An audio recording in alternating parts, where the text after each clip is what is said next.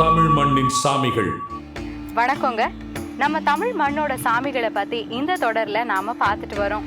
இந்த சாமிகள் உருவானதுக்கு பின்னாடி சுவாரஸ்யமான கதைகளும் இருக்கதான் செய்யுது. எல்லாமே வாய்மொழி கதைகளா பல தலைமுறையை தாண்டி வந்திருக்கு. அந்த காலத்திலேயே மற்ற நாடுகள்ல இருந்து வந்த மனிதர்களை நாம ஏத்துட்டு இருக்கோம்.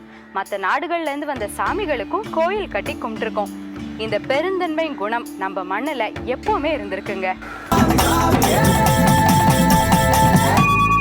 இப்ப நாம முதல்ல பார்க்க போற கருப்பண்ண சாமியும் மலையாள தேசத்துல இருந்து வந்தவர் தான். கருப்புன்னு பக்தர்களால அழைக்கப்படுற இவரை பத்தி சொல்லணும்னா கோடாங்கிகளை தான் கூப்பிடணும். சாம கோடாங்கின்னு ராத்திரி வேளையில குறி சொல்றவங்க கருப்பை கூப்பிடாம குறி சொல்லவே மாட்டாங்க. சரி வாங்க இப்ப கருப்பண்ண சாமி கோயிலுக்கு போலாம். மதுரையிலிருந்து ராமேஸ்வரம் போகிற சாலையில் மானாமதுரைக்கு சற்று தொலைவில் இருக்கிறது மாரநாடு. சின்ன கிராமத்தில் எளிமையானபடி கருப்பண்ணசாமி கோயில்.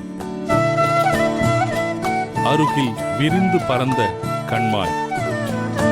கருப்பண்ணசாமிதான் இங்குள்ள காவல் தெய்வம்.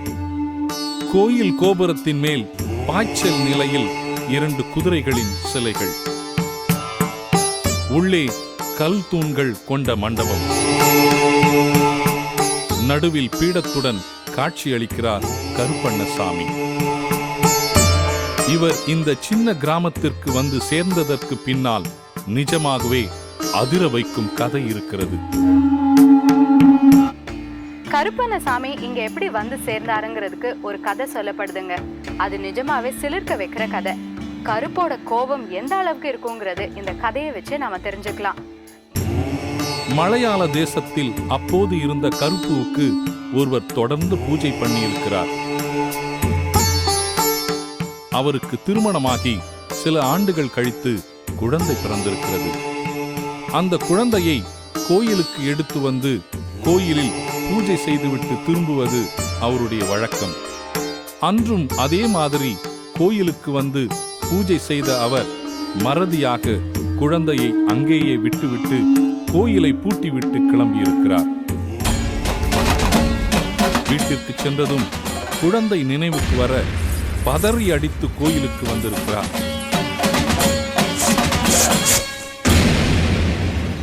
அப்போது இன்று இரவு உன் குழந்தையை நான் பார்த்துக் கொள்கிறேன், நாளைக்கு வா என்று குரல் கொடுத்திருக்கிறார் கருப்பு.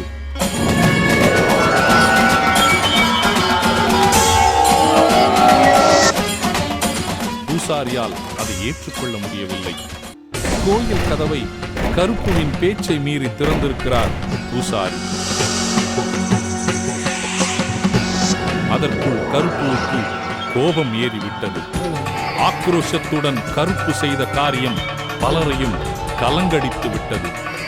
இந்தா உன் குழந்தை என்று குழந்தையின் கைகள் கால்களை தனியாக பீக்கு எறிந்திருக்கிறார் கருப்பு. பெற்றவர்களுக்கு எப்படி இருந்திருக்கும்?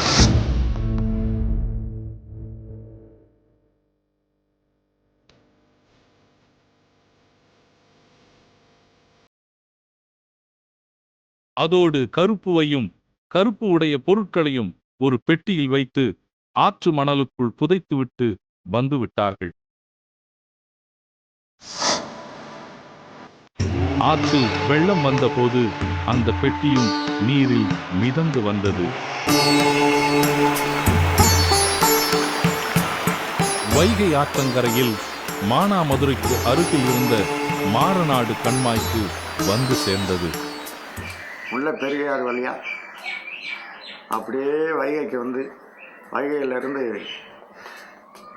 வைகாத்தில் கிழக்கு நோக்கி பெட்டி வருது.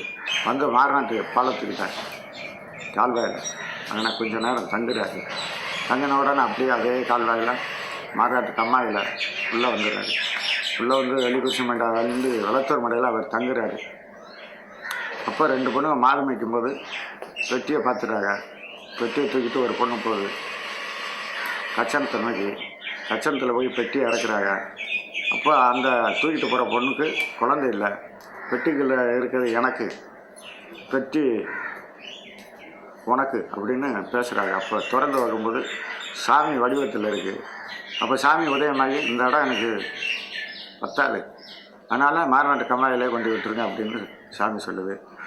அப்போ அதே கம்மாயில் அலையில் ஒதுங்கி மாறாட்டு கம்மா எல்லைக்கு வந்துடுறாரு.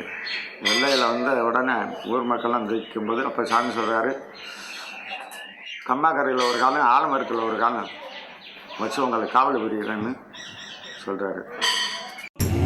கண்மாய் கரையில் குடியேறி விட்டார் கருப்பண்ணசாமி. கோயிலுக்கு தன்னை நம்பி வருகிறவர்களுக்கு அருள் பாலிக்கிறவராக மாறிய கருப்பு கோடாங்கிகளின் குலதெய்வமாகவே மாறிவிட்டார். அவர்களுக்கு ஒரு பிரச்சனை வரும்போது சும்மா இருப்பாரா? கருப்பை கூப்பிட்டுட்டு தான் கோடாங்கிகள் குறி சொல்வாங்கன்னு நான் சொன்னேன் இல்லையா? ஆனா கருப்பே கோடாங்கியா மாறி குறி சொன்ன கதை உங்களுக்கு தெரியுமா? ஒரு தடவை சிவகங்கை அரண்மனையிலிருந்து 3 பொருட்கள் காணாம போயிடுச்சான். அந்த பொருட்கள் எங்க இருக்குன்னு தெரிஞ்சுக்கிறதுக்கு அந்த மன்னர் பல கோடாங்கிகளை கூப்பிட்டு கேட்டிருக்காரு. ஆனா யாராலையுமே சரியா பதில் சொல்ல முடியலையா. எல்லாரையுமே மன்னர் சிறையில அடைச்சிருக்காரு. அப்புறம் மாரநாடு கோடாங்கியை கூப்பிட்டுருக்காங்க. அந்த கோடாங்கி போக பயந்திருக்காரு.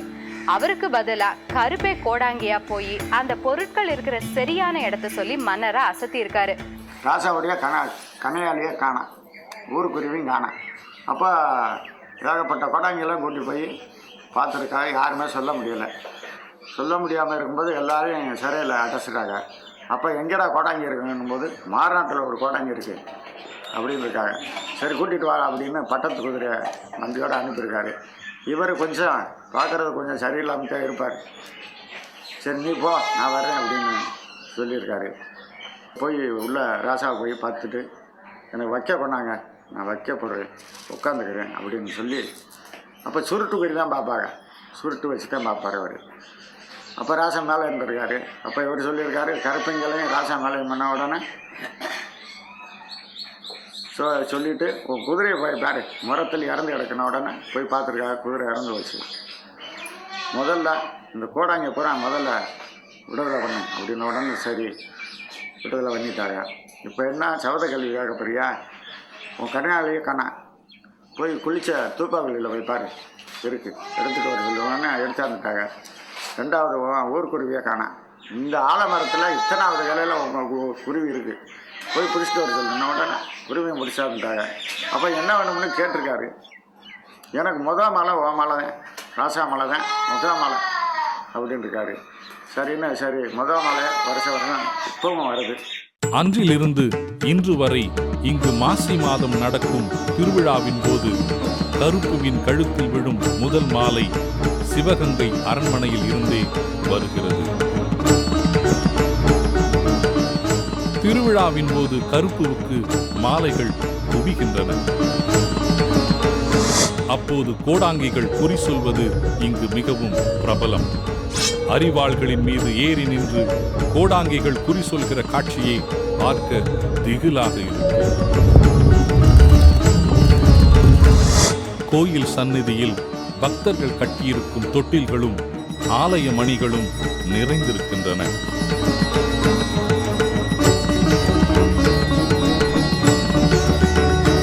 நடுக்கல்லில் நிமிர்ந்து நிற்கும் நீண்ட அரிவாள் வேண்டுதலாக விடப்பட்டு கோயில் வளாகத்தில் நின்று கொண்டிருக்கும் ஒரு ஆடு. கோவிலுக்கு வந்து குவியும் பக்தர்கள் என்று இந்த சின்ன கிராமத்தில் காவல் தெய்வமாக காத்துக் கொண்டிருக்கிறார் கருப்பண்ணசாமி. அடுத்து நாம பார்க்க போற கோயில் சென்னை பக்கத்துல இருக்கிற மாங்காடு காமாட்சி அம்மன் கோயில். சோழர் காலத்துல கட்டப்பட்ட இந்த கோயிலுக்கு பின்னாடியும் பல புராண கதைகள் இருக்குங்க. சென்னையிலிருந்து பூந்தமல்லிக்கு போய் அங்கிருந்து 4 கிலோமீட்டர் மேற்கே போனால் மாங்காடு. அங்கே பழம்பெருமை கொண்ட காமாட்சி அம்மன் கோயில்.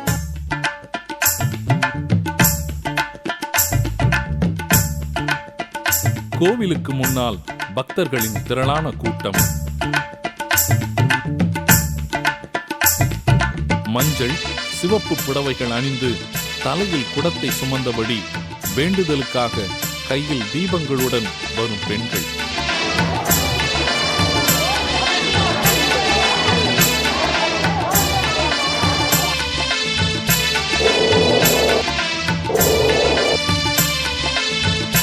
வரிசையாக எரிந்து கொண்டிருக்கும் தீபங்கள்.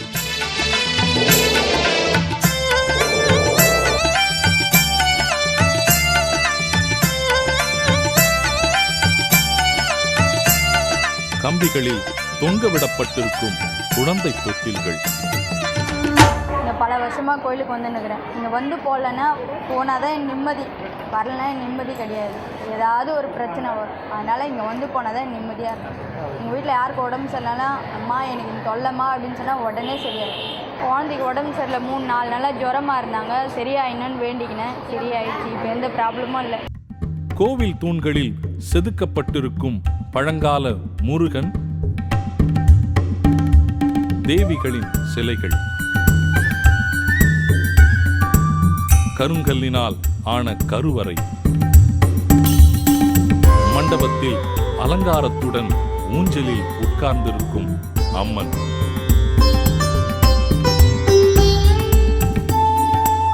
இந்த அம்மனுக்கு பின்னால் புராணம் தொட்ட பல கதைகள்.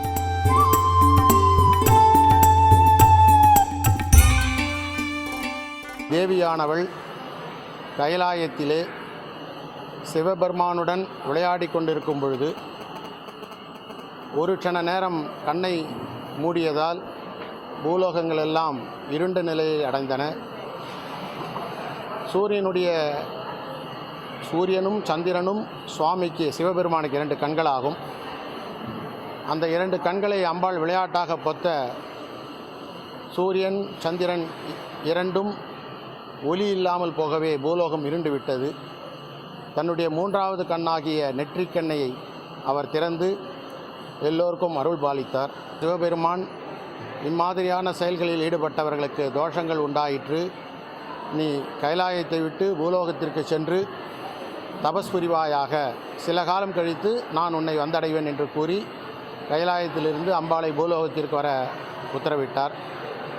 பூலோகத்தில் தனக்காக பல இடங்களை தேடியும் அம்பாளுக்கு பிரசித்தியாக பெற்ற இந்த ஆம்பரவனம் என்று சொல்லக்கூடிய மாங்காட்டிலே தன்னுடைய பூஜைக்காக ஒரு தனி மாமரத்தை ஏற்படுத்தி அம்பாள் கடும் தவம் புரிகிறாள். மஞ்சள் கயிறையும் மர தொட்டில்களையும் கோவில்ல கட்டுறதை நாம பார்த்திருக்கோம். ஆனா இந்த கோயில்ல ஆச்சரியமா பல பேர் பூட்டோட வந்து அந்த பூட்டை பூட்டி அதோட சாவியை இந்த கோவில் உண்டியல்ல போட்டுறாங்க.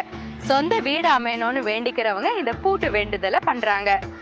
சோழர் காலத்தில் இந்த கோயில் உருவாகி பிறகு விஜயநகர காலத்தில் திருப்பணி நடந்திருக்கிறது. வீடு வாங்க வேண்டும் என்று நினைப்பவர்கள் ஒரு பூட்டையும் சாவியையும் வாங்கி வந்து இங்குள்ள கம்பியில் பூட்டிவிட்டு போகிறார்கள்.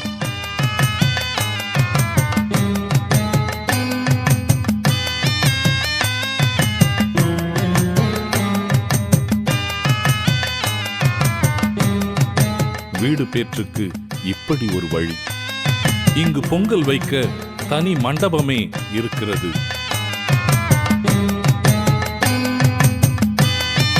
நவ கன்னிகைகளுக்கென்று சிறிய மாடம், அதில் ஒரே கல்லில் செதுக்கப்பட்டிருக்கிற சிலைகள்,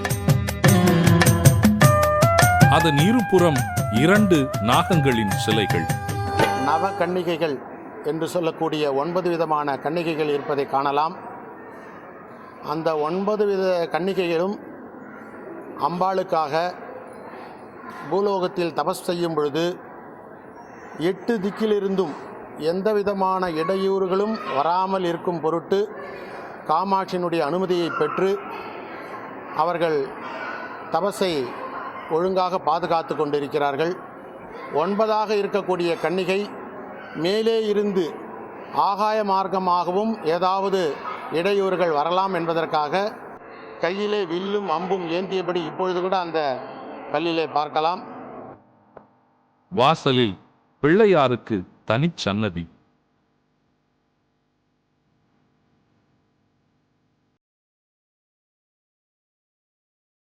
இங்குள்ள கோபுரத்தில் 7 கலசங்கள் இருப்பது சிறப்பாக சொல்லப்படுகிறது. பச்சை பசேல் என்று வயல்கள் விழுந்து கிடக்கிறது மாங்காடு. அதன் மகிமையை சொல்லும் குறிப்பு இந்த கோயிலிலேயே காணப்படுகிறது. பசுமையான வயலா இருக்கிற இந்த மாங்காட்டோட கோயில்ல ஒரு கல்வெட்டு இருக்குங்க. விஜயநகர காலத்து கல்வெட்டு. இதுல என்ன எழுதி இருக்குன்னா, மாங்காடு சாராத மக்களுக்கு இந்த மாங்காடு நிலங்களை விற்க கூடாது, வரதட்சணையா கூட இந்த நிலங்களை யாருக்கும் கொடுக்காதீங்கன்னு எழுதியிருக்கு.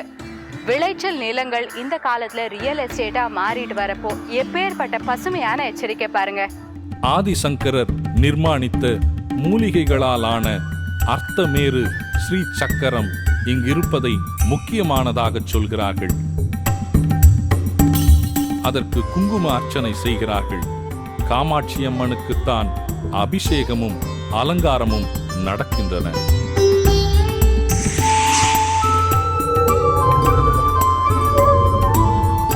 அவருக்கு புடவைகள் பக்தர்களால் சாத்தப்படுகின்றன. நான் ஸ்பைனல் கார்டு ஆப்ரேஷன் எனக்கு ஆயுள்ளது. அவருக்கு காலில் பிளேட்டு போட்டு ஆப்ரேஷன் செய்துள்ளார்கள். இருந்தாலும் அந்த அம்மனை சுற்றுவதில் வெள்ளிக்கிழமை ஆதலால் நான் அதை கைவிடுவதே இல்லை. வாராவாரம் அவளை வந்து வேண்டி அவள் அருளை பெறுவதற்காக இந்த ஆடி வெள்ளிக்கிழமை நாம் கண்டிப்பாக வர வேண்டும் என்று என் கணவனையும் கூட்டிக் கொண்டு அந்த பிரார்த்தனைக்காக நான் இப்பொழுது வந்துள்ளேன். அதனால் வாரம் ஆடி வெள்ளியானா தொடர்ந்து 5 வாரம் தவறாமல் வருவோம். ஆடி மாதம் 10 வருஷமாக தொடர்ந்து வந்துக்கினே இருக்கிறேன். எது நினச்சி வேணா எங்கள் பொண்ணுக்கும் நல்லபடியாக கல்யாணம் ஆகணும் அப்படின்னு சொல்லி வேணா அதுமாரி நல்லா கல்யாணம் ஆச்சு. இந்த சாமினா எனக்கு ரொம்ப இது. எங்கே வெளியே போனாலும் இந்த அம்மாவை நினச்சி நெத்தியில் குங்கம் வச்சுருந்தா வெளியே போவேன். நான் ஏன்னா ஊருக்கு எங்கன்னா போனாலும் சரி, எதாவது நல்ல காரியம் நடக்கிறது இருந்தாலும் சரி, எதுக்கு வந்தாலும் அந்த அம்மா காலில் கொஞ்சம் குங்குமம் தொட்டு வச்சுட்டு போனால் எல்லாமே நல்லதாகவே நடக்கும். மாங்கல்ய பலம் நீடிக்க வேண்டும் என்பதற்காகத்தான் பல பெண்கள் இங்கு கூட்டம் கூட்டமாக வருகிறார்கள்.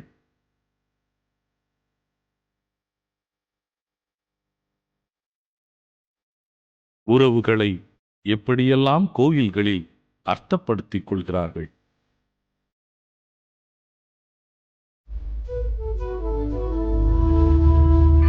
வாரத்துல ஒரு நாள் 2 எலுமிச்சம்பழத்தோட இந்த அம்மனை 6 முறை வழிபட்டா நினைச்சது எல்லாமே நடக்குங்கிறது இங்க வர பக்தர்களோட நம்பிக்கை.